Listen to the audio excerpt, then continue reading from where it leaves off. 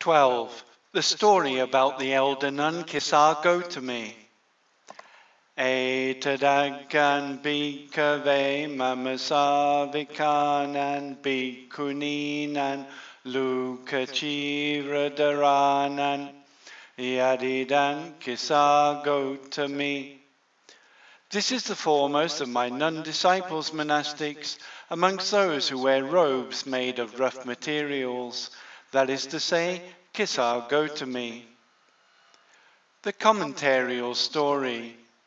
In the 12th story, amongst those who wear robes made of rough materials, it shows why Kisa Gotami, amongst those who wore robes brought from the cemetery that are rough in 3 ways, was said to be foremost.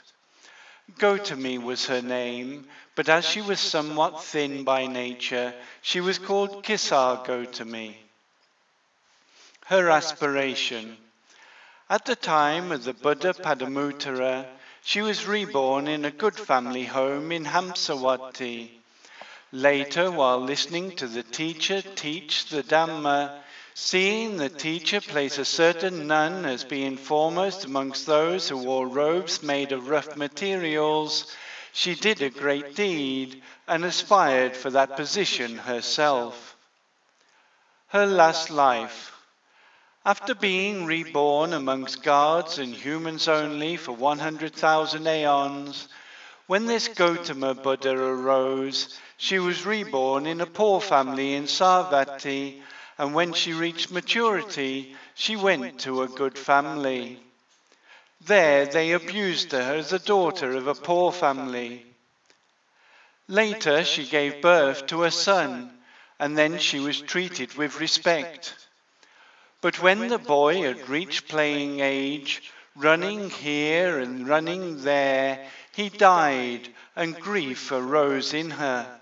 She thought, in this home where gains and respect have been cut off, and since the time of the birth of my son I have gained respect, they will endeavour to cast away my son.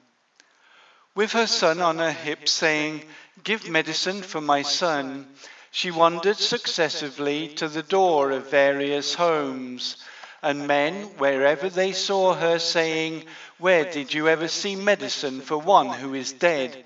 clapped their hands and mocked her. Although they spoke like this, she wasn't convinced. Then, after a certain wise man had seen her and thought, her mind has been overthrown by grief for her son, but although no one else will know of a medicine, the one of 10 powers will know, he said, "Lady, there is no one knowing the medicine for your son other than the greatest person in the world with its gods, the one of 10 powers who dwells in a nearby monastery. Go into his presence and ask him."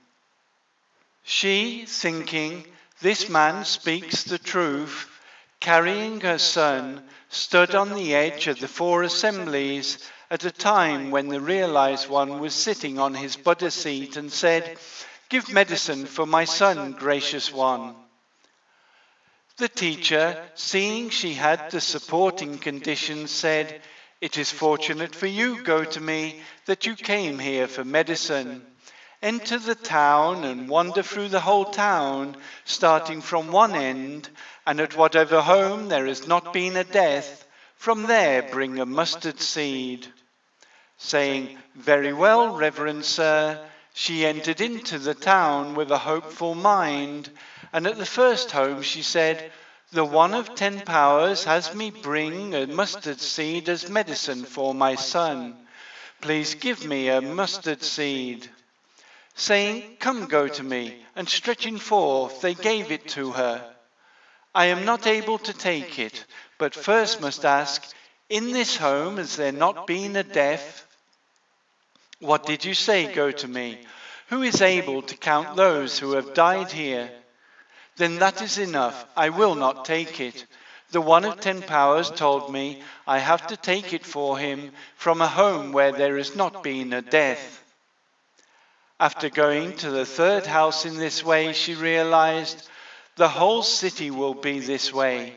This must have been foreseen by the awakened one, who is beneficent and compassionate.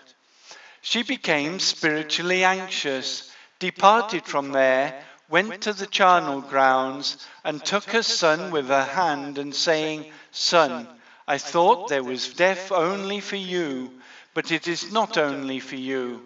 For the whole population it is the same. This is the Dhamma." And she abandoned her son in the charnel grounds and spoke this verse: "Not a village teaching, nor a town teaching, nor is this a teaching for one family alone. For the whole world with its gods, there is this teaching of impermanence."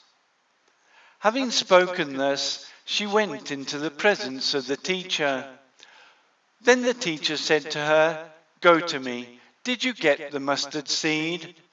"The business with a mustard seed is finished, Reverend Sir, but give me something for support." Then the teacher spoke this verse to her, found in the Dhammapada: "That person whose clinging mind is intoxicated by children and cattle, death will carry away like a sleeping village by a great flood." At the end of the verse, as she stood there, she was established in stream entry and requested the going forth, and the teacher allowed the going forth. She circumambulated the teacher 3 times, worshipped him, went to the nunnery, received the going forth and higher ordination, and in no long time, while wisely reflecting, she developed insight. Then the teacher spoke this lustrous verse: "The one who lives for 100 years not seeing the deathless state is surpassed by one living for 1 day seeing the deathless state." At the end of the verse she attained liberation, and in the use of the requisites she became preeminent, and wandered around after covering herself with a robe that was rough in 3 ways. Later, as the teacher was sitting in Jeta's wood, as he was assigning the places of the nuns in order, he placed this elder nun in the foremost position amongst those who wore robes that are rough in 3 ways.